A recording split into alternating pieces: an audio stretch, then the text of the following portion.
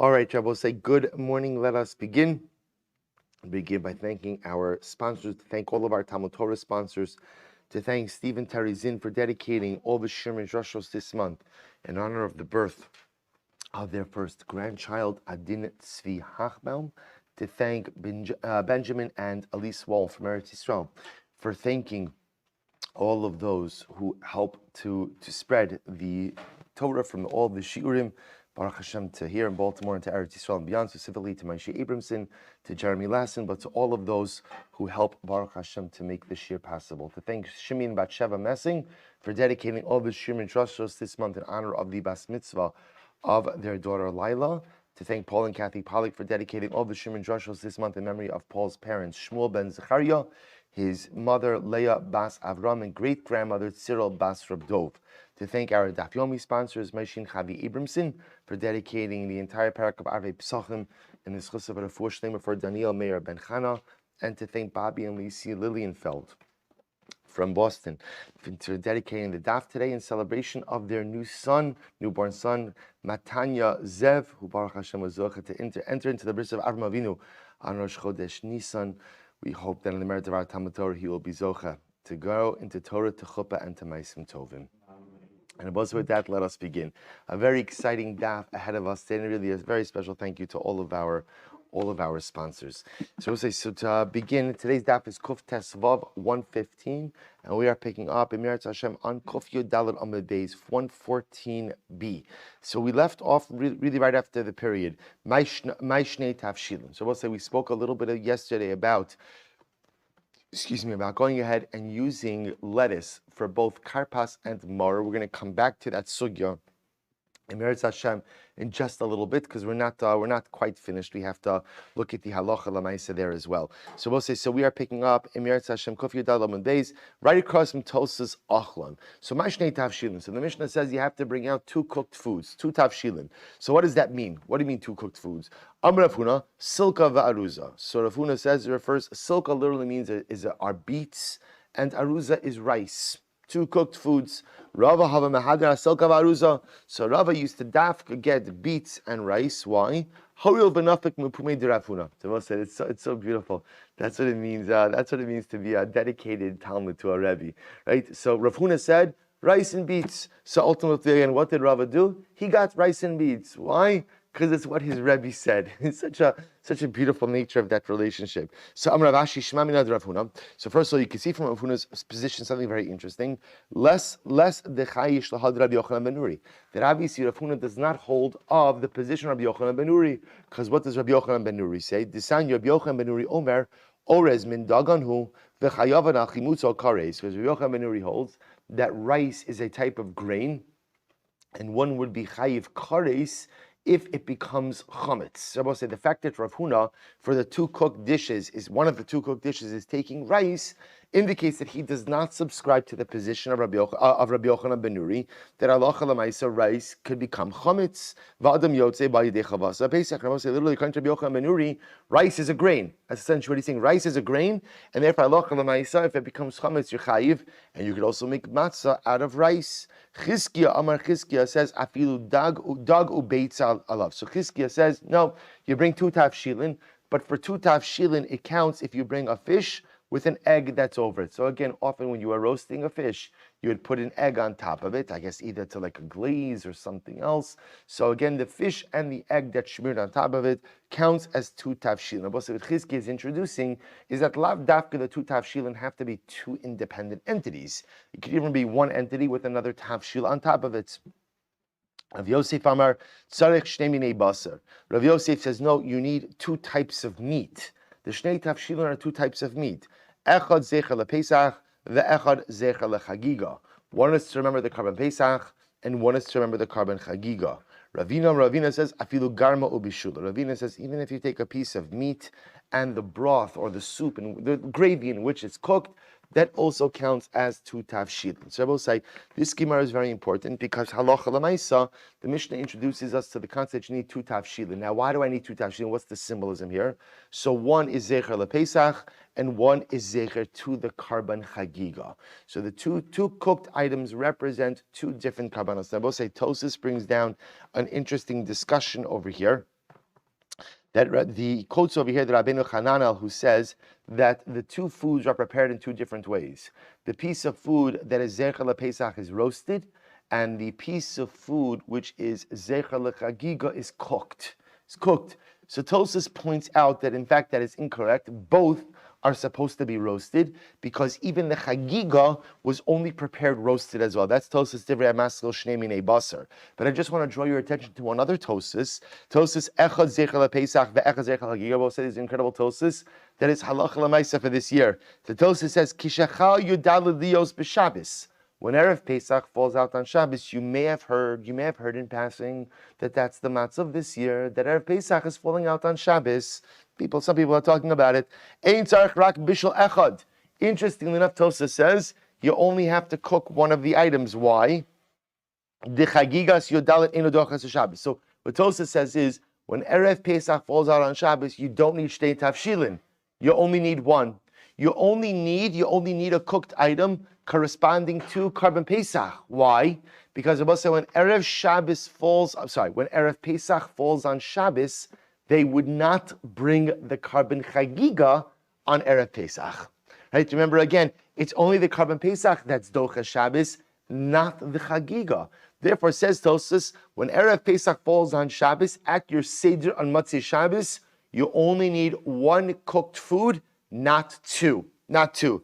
Tosfos then goes on and he says, Umir Omeri Temiko Makom Ein Lechalik. So Tosfos then goes on to say, quotes the Rebbe, says, no, we don't distinguish, because then what's going to happen? People are going to forget in the subsequent year. It's interesting about human nature.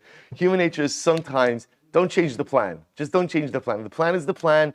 You're right, this year, we don't, this doesn't matter. Seder plate has two tafshilin. Two tafshilin said, I just want to point out, it's fascinating that there's an opinion that would hold that in this year, your Seder plate would be lacking one thing. But remember again, contemporarily, what many of us use, what's the common minhag for the Seder plate, the two cooked foods, is usually a piece of roasted meat. Many use the zroa, the shank bone, or the neck bone, for representing the Karban Pesach, and an egg representing the Karban Chagiga.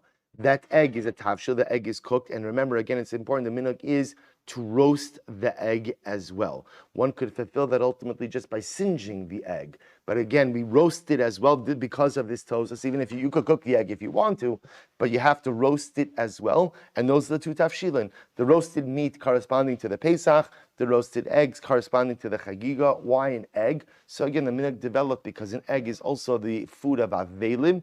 That's also the way on the Seder plate that we fulfill the concept of Zecher L'Churban. So again, the egg representing the Chagiga, roasted egg representing the Chagiga, but also representing the Avelos of lacking the Beis HaMikdash. Tosfos saying when Erev Pesach falls on Shabbos, you don't need the tafshil corresponding to the Chagiga, but then Tosfos saying no, we do it anyway just to keep our practices symmetrical. Beautiful. Weiter. Pshita. So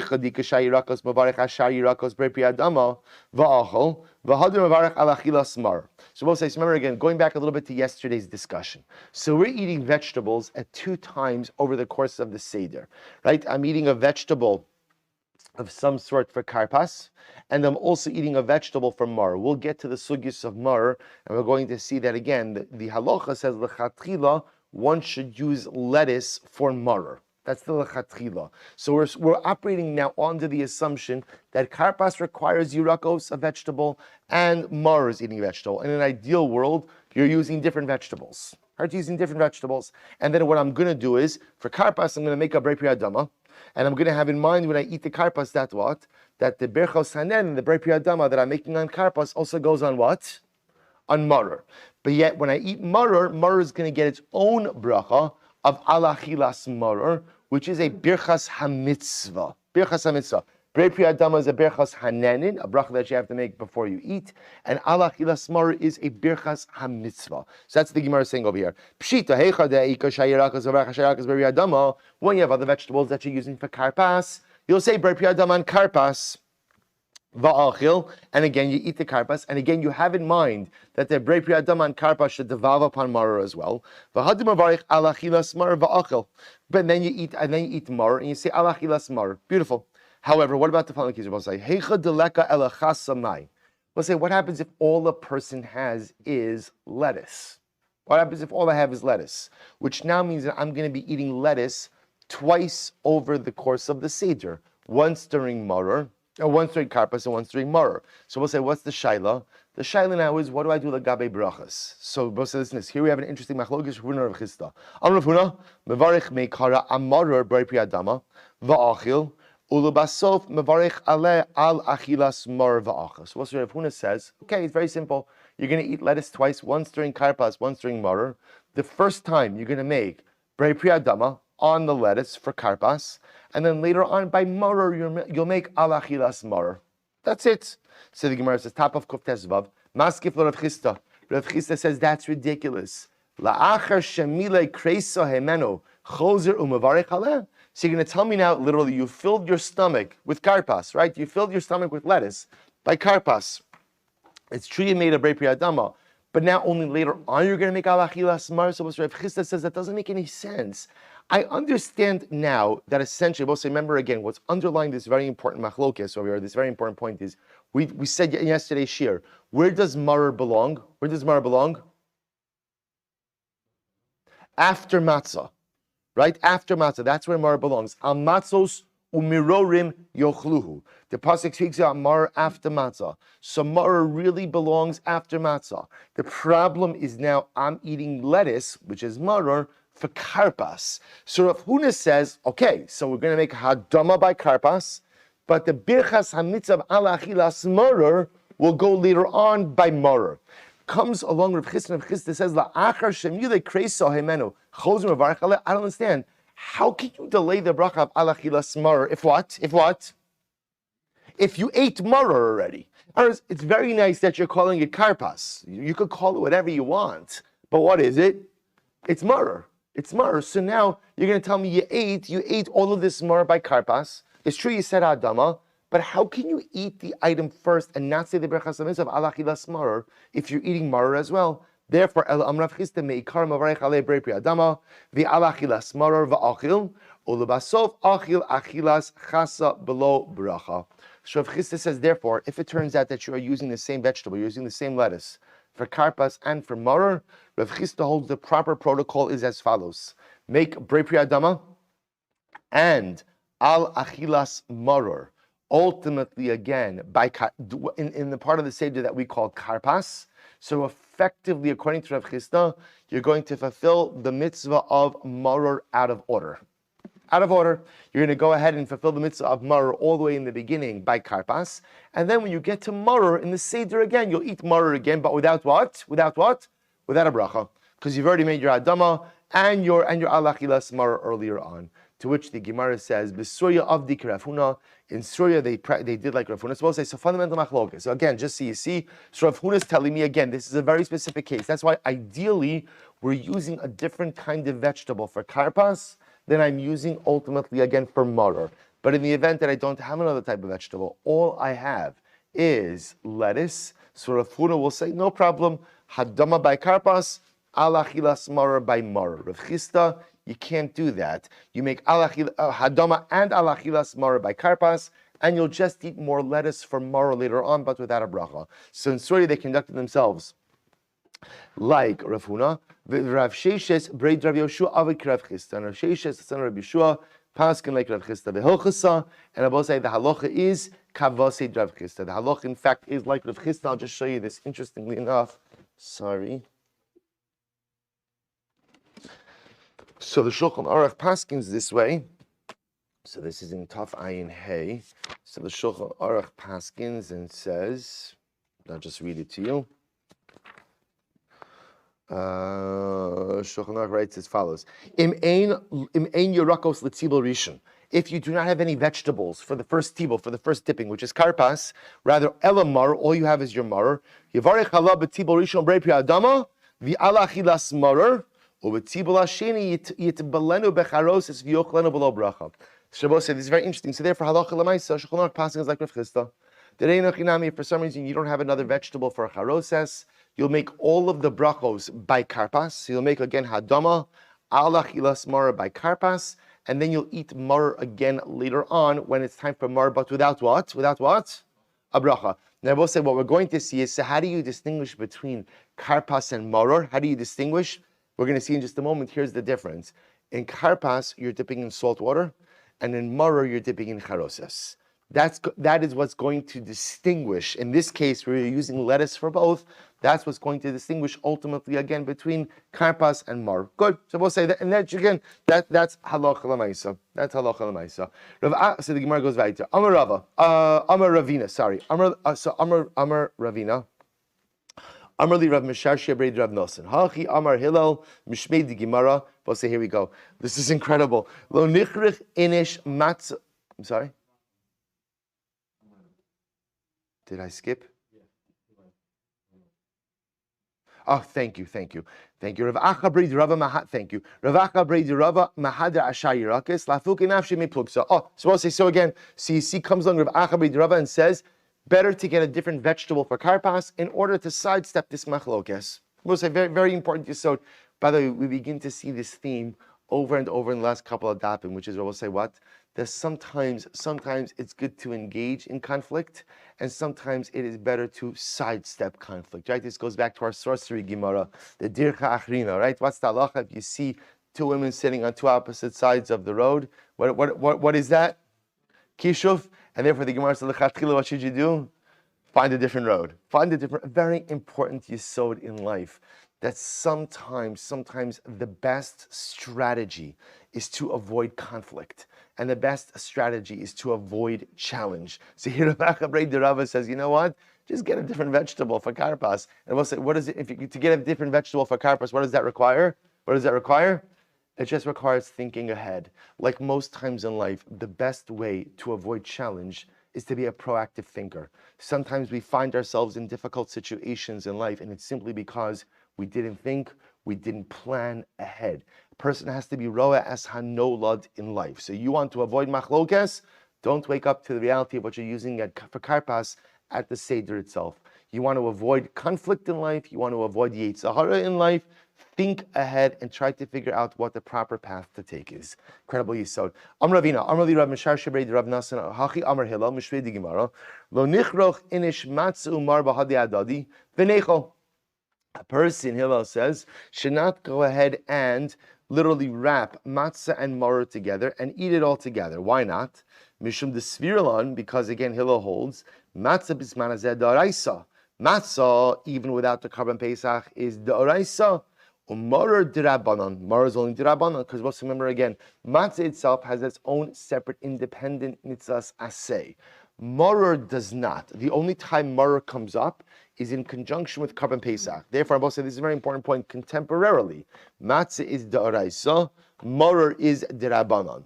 Therefore, Hillel says you can't eat matzah and maror together. Why? Because asi maror d'Rabbanan umivata leila matzah d'oraisa. Because we'll say, interestingly enough, the taste of the maror d'Rabbanan could come and negate the taste of matzah d'oraisa.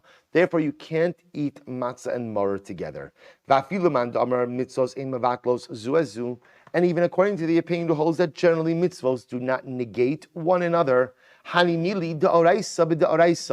That's true. One biblical mitzvah will not negate another biblical mitzvah. Or two rabbinic mitzvahs won't cancel each other out. In other words, when mitzvahs are on the same level, they're not mevatel one the other. We'll see the examples of this. Avol, doraisa d'Rabbanan. But ever again, about if you have a doraisa and a d'Rabbanan, asi d'Rabbanan, umevatel le doraisa. Ultimately, again, the d'Rabbanan could come and be mevatel le doraisa. Now, what does that mean? Again, just on a very practical level, what the Gemara is saying over here is if you go ahead and you eat matzah together with maror, the pashtos, matzah is bland. Matzah is bland. So the dominant taste of that mixture is going to be what? Is going to be the maror. So effectively, the taste of the maror goes ahead and overtakes the taste of the matzah. Therefore, Hillel says it is better to go ahead and avoid this. Now, both say, of course. Now, we'll see the irony in this shita in just a moment. Man tana the shamislei mitzvos in mevatlo zuazu. So, both say, by the way, in general, who is the opinion who holds that mitzvos are not mevatel each other? Who says that? So, I just want to point out over here. Okay, good, fine. So, who is the opinion who says that mitzvos are not mevatel one of the other? Hillel. It's actually Hillel. So, what does Hillel say? Disanya, both say, very incredible Gemara. Disanya. Amru alav al Hillel. They said about Hillel. They both say we're going to see. Well, good. Let's see. So much to say on these Gemaras. Hillel used to wrap everything together and eat. Remember again, this is Hillel Bizmana Beis Hamikdash. We take the Korban Pesach, the maror and the matzah, and would wrap everything together. Rabbi Soloveitchik in his, the Rav has a beautiful parish on the Haggadah called Siach Hagrid. I mean, it's not his parish. It was put together. I mean, it's his Torah, but it was put together after his death. So he points out over here. I've mentioned this many times over the years, that you see from here clearly that matzah bisman hamikdash was soft. They used soft matzahs. Because we'll say, think about this in just a moment. We're going to see what we're describing over here as the Hillel sandwich. See, even though today we just have a zecher to this sandwich, right? The moment you take a bite out of the sandwich, you think to yourself, this is the most ridiculous culinary creation in the history of mankind, right? Who in their right mind would ever make a sandwich like this, right? It lasts for about 1.3 seconds, right? So, but it makes a lot of sense if you understand that they were using soft matzahs. So what they would do is they would take the Korban Pesach, they would take lettuce, and they would wrap it up in a matzah, otherwise known as a shawarma, right? A shawarma. They made a ishtanur, right? They made a lafa, right? A shawarma balafa. That's what they made. Even the lashon of korech. We translate korech as a sandwich. That's not what a kricha is. A kricha is really a wrap. A kricha is a wrap. So they would wrap everything together. So they said about Hillel, shayakarcham babasachos. Hillel would wrap everything together. The Pesach, the matzah, the mar va'ochlan, and he would eat them. Shneimar, amatus umerorim yochlu. Both say Hillel had a literal interpretation of the pasuk, and Hillel understood that whereas we're going to see many of Hillel's peers disagreed with him, all of Hillel's peers disagreed with him about how to interpret the pasuk. At the end of Hillel understood amatus umerorim yochlu was a command to eat everything together. To literally eat everything together, to eat the matzah and mar wrap it all up together. Amr Rabbi Yochanan, Cholkin Allah Chaver Aval Hillel, but Hillel's friends disagreed with him. This sanya Yachol Yehei Karcham Basachas VaOchlan Gedek Hillel Achlan. You might have thought that you should wrap everything together and eat it as Hillel ate it. Talmud Lomar Al Matzos Umerom Yachlu Afilu Zebifnei Atzma VeZebifnei Atzma. Therefore, the pasuk says, with matzah and maror you shall eat it. You eat each one, even each one independently. So both say the Gemara is bothered by the wording over here. So the Gemara is masterfully Ravashi ihachi mayafilu. So both say the flow of the Gemara is very strange. Hillel espouses his shita that you have to eat matzah, maror, Pesach together, based on matzah al matzos umarom yochlu all together. Then the Gemara says, by the way, Hillel's friends disagreed with him because the pasuk says, "Al matzos umarom yochlu yochol." You could even eat them independently. What do you mean? You could even eat them? Hillel's friends are disagreeing. Hillel's friends are saying to him, "You don't eat them together. You eat them separately." So what do you mean the lashon of yochol? You could even eat them separately. Ela amar of Ashi haytana hachi katana. This is what it means to say, "Yochol lo yatsi debu yochol lo yatsa b'hu yidei chavasa." You might have thought that the only way you're Yotze is if you eat everything together the way that Hillel ate it, i.e., the Pesach, the Matzah, and the Maror all wrapped together. Talmud Lomar, Al Matzos Umrom Yochlu, Afilu Zebifnei Atzmo, V'Zebifnei Atzmo. Therefore, again, the pasuk says, Al Matzos Umrom Yochlu. Ultimately, each item by itself, the Pesach by itself, the Matzah by itself, and the Maror by itself. So just to understand the machlok between Hillel and his peers comes down to the translation of one word. Which word? Al. Al. So Hillel understands al matzos umrom yochlu means that everything is on the matzah. Everything is on the matzah. You put everything in the matzah, you wrap it all up together, that's how you eat it. Al, but in biblical Hebrew, al doesn't only have to mean on. Al could also mean what? With. With. So with just means I'm eating everything together. Lav dafka, everything wrapped up. I'm eating them together. I'm eating them all in the context of one seuda together. But lav dafka that they're wrapped up. So we'll say, so what do we do? This is incredible. Hashta delo itmar hilchos alokil v'lokabanon. So we'll say now, we don't know who does the halacha follow? Like Hilak Tirabanon, their interpretation of the pasuk. Therefore, contemporarily, what do? Mavarich alachilas matzah. They would go ahead and make, so we'll say, this is what we do today. We make the bracha of alachilas matzah, va'achil, and we eat matzah by itself. We eat kazais matzah. V'hadim mavarich alachilas maror, then we make the bracha of alachilas maror, and we eat maror by itself. V'hadir achil matzah, v'chasa, b'hadi adadi below bracha, Zecher lemikdash kehila. So we'll say again, this is contemporarily what we do. So again, bismana mikdash, what do they do? What do they do? It depends who you held like. It depends who you held like, right? If you were Talmud of Hillel, you were eating your lafa, you were eating your shawarma. But if you were Talmud of Rabbanan, then ultimately again you were eating everything independently. Now, I want to be clear. It doesn't mean according to the Rabbanan that you can't make the lafa. But what it would mean is first you would eat your matzah, then you would eat your maror, then you would eat your Pesach. After you eat the kizayis of each, you want to wrap them together and enjoy them together. That's your business. But at least the initial kizasim would be separate, and then you could combine them. According to Hillel, the initial kizasim were all eaten together. So therefore, again, the Gemara says, now that we did not decide the halacha, therefore contemporarily, what do?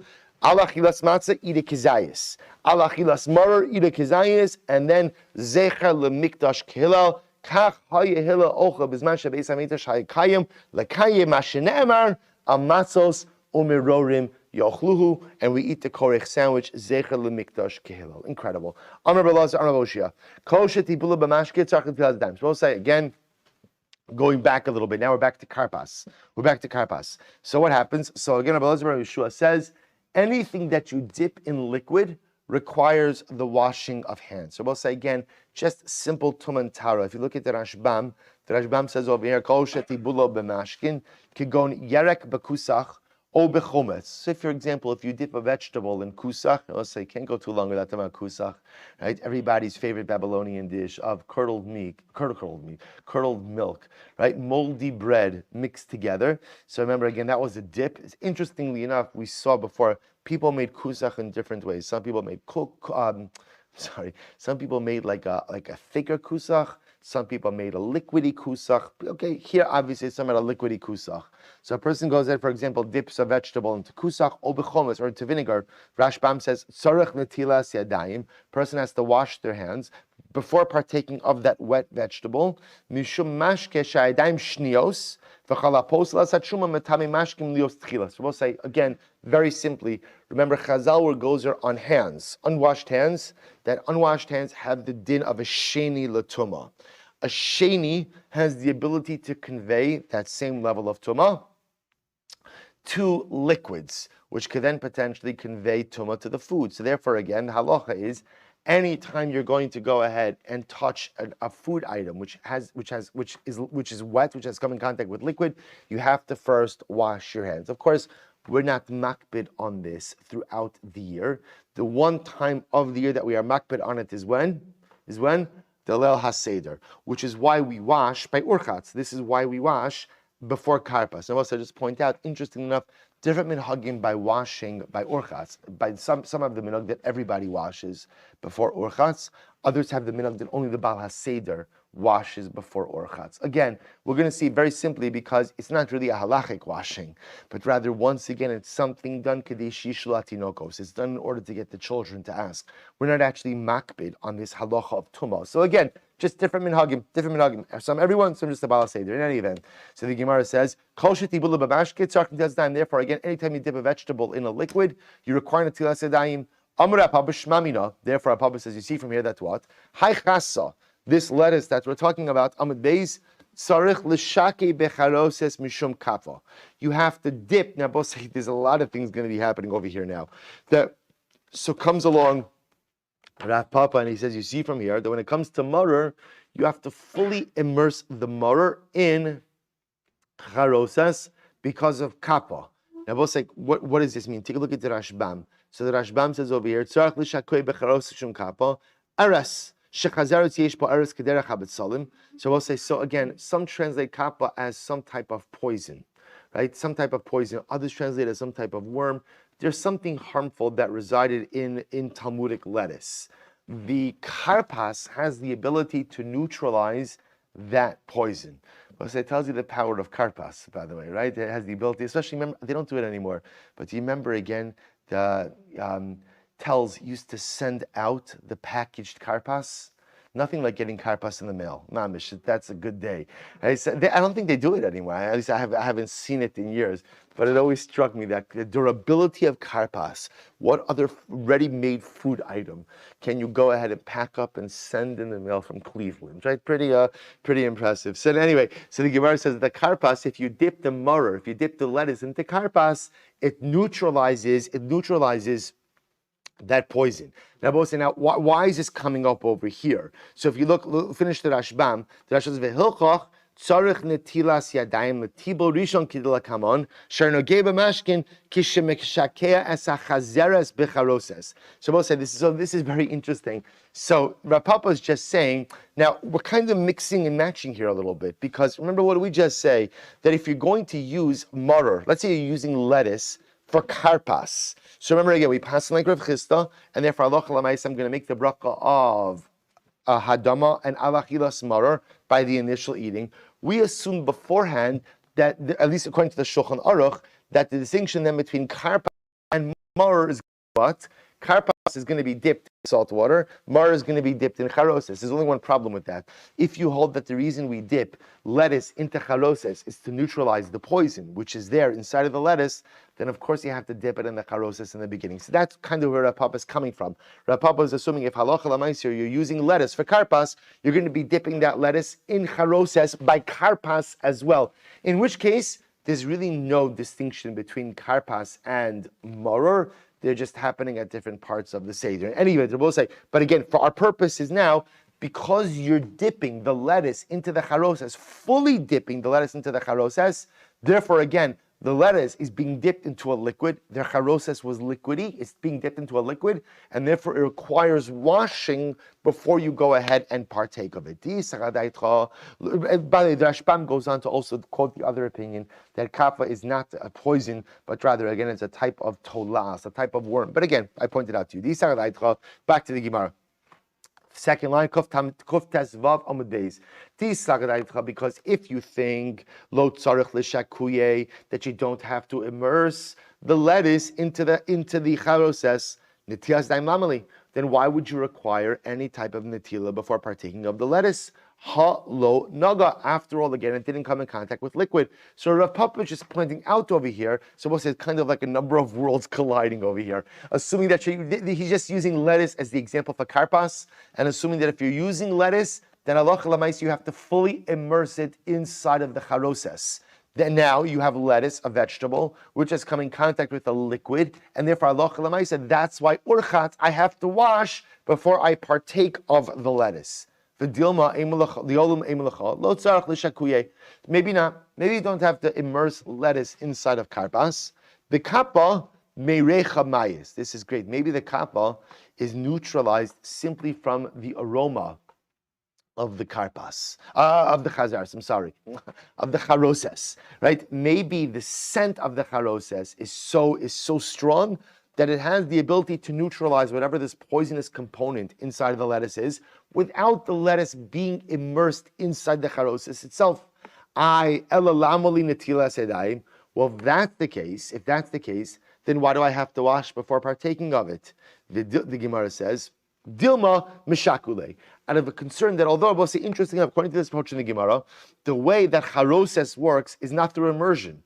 All I need is to kind of take the lettuce and kind of hover it over the charoses, so that the lettuce takes in the aroma, the scent of the charoses, that neutralizes the kappa, whatever this poisonous element is, and that's enough. So if that's the case, then why do I have to wash before partaking of the lettuce? Again, Rabbi say, don't get confused over here. The reason we're talking about washing before lettuce, what goes in charoses, is, remember, I'm using lettuce for karpas. So we're asking over here, so why am I washing? Why is there urchatz? Again, if you tell me that I'm immersing the lettuce in the charoses, I understand why I'm washing. Why am I washing? Because I have a vegetable that's come in contact with a liquid. But if you're telling me that the way the charoses works is that it's the scent that neutralizes the poison inside of the maror, and therefore all I have to do is kind of hover the lettuce over it, then why am I washing? Because there's a concern that you may come to dip it. You may come to dip the maror into the charoses. Therefore we wash just to be on the safe side. I've amra papa lo nishi inish maror becharoses Dilma agav chalye de tavlin mevatel le marore Uba'inan tam mar veleka. Papa comes along and says, by the way, halacha, this is very important.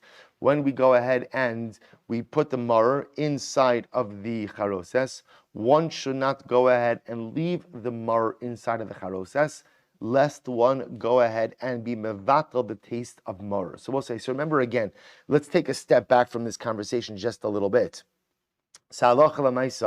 Remember again, we wash, we're going to see in just a moment, but we wash over the course of Orchatz in order Kadesh Yishla Tinokos. Once again, this becomes another practice we do, not because we're makbid on Tumantara, because we never wash during the year for a vegetable that comes in contact with liquid, but rather again, we wash in order to do strange things to engender questions from the children. That's why we wash. This point about the mar and charos is very important because so remember again, our minhag is we take the mar, we dip it in the charoses. Why do we dip mar in charoses? Well, originally it comes from here because the chasa they used the lettuce tiara, it's some type of poison. It's not an esoteric thing. This was a real mitzias, and the charoses somehow neutralizes it. So we maintain this practice today.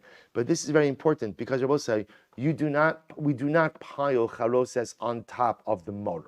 Marar is not eaten with charoses on top of it. That negates the mitzvah of marar. The only time, and even when we make the korech sandwich of Hillel, you don't put a layer of charoses on that. That's not how it works.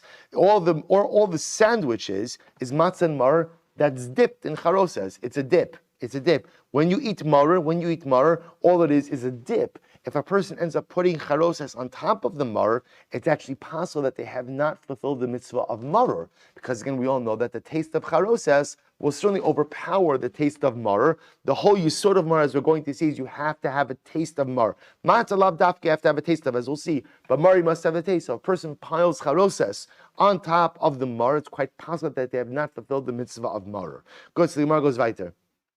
Adaber Rav Chisda Ravna Ukva v'darash. So also Rav Chisda appointed Ravna Ukva to darshan, and he said as follows: Notel yada b'tibel rishon, notel b'tibel sheni. Even if a person washed his hands by the first dipping, he should wash his hands again by the second dipping. So I'll say, so b'pashtos, the first dipping is karpas, second dipping is mar. See, even if a person washed for the first tibel, he should wash again by the second tibel, by the second dipping as well. Amru Rabbana Kamid Rapapa. So the Rabbana said so from front of Rapapa. How Alma Itmar? This statement was made in general. In other words, this statement was not Seder night specific, but this is a general statement that if over the course of the meal you end up dipping vegetables twice, you should wash before each dipping. If you look at the Rashbam says, Haba alma itmar, bishar tibulin shebishar yimos hashana. We'll say this is not a Seder specific discussion. If in general, over the course of the meal, you end up dipping vegetables twice, salach lamaisi, you should wash before each act of dipping. Let's finish Rashbam. Haba alma itmar, bishar tibulin shebishar yimos hashana, she'inon keva, ukishenotel yadav larishon, lo halya yodeh, shesov shini lavo, so I'll say if you're having a meal, you don't necessarily know what you're going to eat over the course of the meal. So you dipped, before you dip the first time you wash, and if then you decide to dip a second time, you should wash again. Because if you think that this is talking about the Seder, why do you need to wash twice? If there's one good thing about the Seder, it is there's no surprises. We know exactly. It's not like, wow, I never knew that there's orchatz before, right? Again, it's the same thing. It's the same thing for over 2,000 years, right? It's the same exact Seder. So we'll say, so again, by the Seder night, when I wash before karpas, that should take care of any subsequent vegetables that come in contact with liquids. In other words, we'll say, the only reason why you would have to wash more than once over the course of the meal is if you were not expecting or did not have in mind to dip a second time. Then there's a concern, maybe I've had sachadas, a lapse of awareness, I wasn't careful with my hands, so on and so forth. But over the course of the Seder, I know there's going to be two acts of dipping, right? I know that there's karpas, I know that there's maror. So when I wash the first time by urchatz, I know that there's going to be a second dipping. If that's the case, why would there be a need to wash again before maror? To which the Gemara says, not necessarily, just the opposite. Hacha itmar. This statement was actually said by Pesach night. Why not? So what does that mean? The Gemara says. What does that mean? The Gemara says, because if you think it's talking about during a general meal during the year, why would you need to be dipping twice at all? In other words, also in a regular meal, again, why would you think that there's any obligation of dipping in general?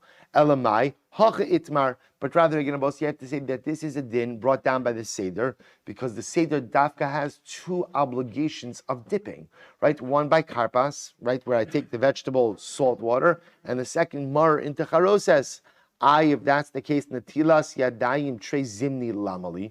So we'll say, but then why do I need to wash twice? In other words, if I washed before karpas, why doesn't that washing take care of the dipping of maror as well? To which the Gemara says, Amri kevan debay lememra garata vehalila dilma asuchi aschi ledaite v'naga. Because what says a very good reason. Because even during the Seder, even though I know that I'm going to be dipping a second time, there is an element of Hesach Hadas. What's the element of Hesach Hadas? Hallel and Haggadah, or Haggadah and Hallel. In other words, we'll say, it's a long night. It's a long night. Hesach Hadas doesn't necessarily have to be a lapse of awareness and I'm doing something else, but it just means that there's a protracted amount of time between one dipping and the other dipping. So because of that, the Gemara posits that you should have to go ahead and wash twice for each of the dippings. So we'll say, interestingly enough, the Shulchan Aruch over here, this is again in Siman Taf Ayin Hey, this time Sif Aleph, Shulchan Aruch writes as follows, just very, very, very, very quickly. Shulchan Aruch says as follows. He says, all right, you know what, we don't, so much to do. Okay. All right, we're not going to get into this. Bottom line is, we don't wash again. We know this again. We wash before karpas, thank you, and we don't do a second washing ultimately again before maror. We'll say, and that's because of the basic idea. Remember again, first of all, we're not generally makbid on the tumah of vegetables when they come into contact with liquid. That's aleph. So beis, remember again, the only reason we do the netilah by karpas is, as we'll see, kadei shishul atinokos, to get the children to ask. And gimel, remember again, when are you eating? When are you eating maror? After what?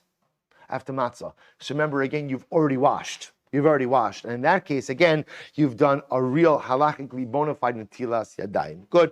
But so now let's spend a moment in the next sugya. Incredible sugya. Says the Gemara. Amar Rava. Rava says as follows. Bala matzah yatza. If you swallow matzah. Now this is about swallowing matzah without chewing. You just swallow matzah, you're yotzei. You have fulfilled the mitzvah. Bala mar lo yatza. If you swallow maror, you're not yotzei. Now look at the Rashbam for just a moment. Bala matzah v'lo la. So if you swallow matzah, you didn't chew it, you're yotzei. Why? Sharikim be'erev tochlu matzos sharachilahi u'minachatchila tam matzah bina. So we'll say, the Rashbam says as follows. Although ideally we require tam matzah, we want the taste of matzah, the mitzvah is to eat it. So as long as you have done something which is a halachically bona fide act of eating, you fulfill your mitzvah. So swallowing something without chewing it is a halachically bona fide act of eating. Therefore, halacha l'maisa, one is yotzi the mitzvah of matzah, even without chewing it. Masha'en kein maror, if you swallow maror whole without chewing it, you're not yotzi. Look at the first white line of the Rashbam. Bala maror lo yatza, diba'inan tam maror v'leka. Because when it comes to maror, maror requires taste. Maror requires taste. You have to have the taste of maror.